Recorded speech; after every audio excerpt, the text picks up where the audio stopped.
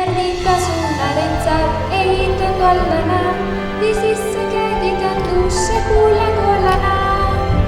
Gaur eskertu nahi dugu zuengandik emana, gaur eskertu nahi dugu zuengandik emana.